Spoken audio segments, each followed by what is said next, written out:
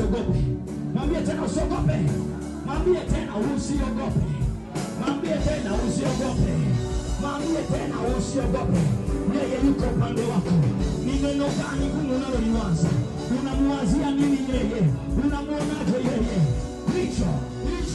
Hicho unachokiita kigumu, hata kwenye kigumu hakimo. Haleluya. Majeshi. Mwangalie mwenzako, mwambie wewe ni wa tofauti. Mwambie tena wewe ni wa tofauti.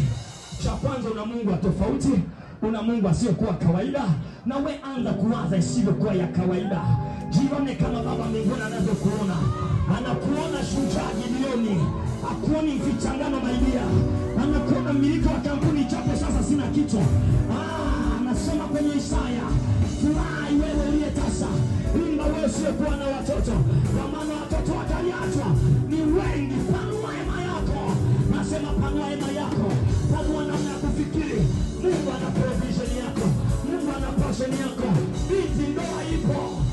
Ndoa ni jepesi mbele za Bwana. Mtaji upo. Huduma ipo.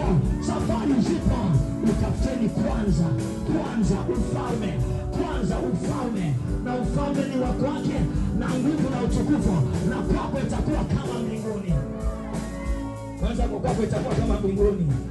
Mwangalie jirani yako, mwambie hivi, wewe unavyojiwazia ni kama wengine kweli? Unavyojiona ni kama wengine kweli? Wewe unajiona wa kawaida? Mwambie jibu ni moja, wewe sio kawaida. Wewe ni kiumbe kipya. Wewe ni kiumbe kipya. Wewe ni kiumbe kipya. Wewe ni kiumbe kipya. Wewe ni kiumbe kipya. Ni mwana wa Mungu. Ni mwana wa Mungu.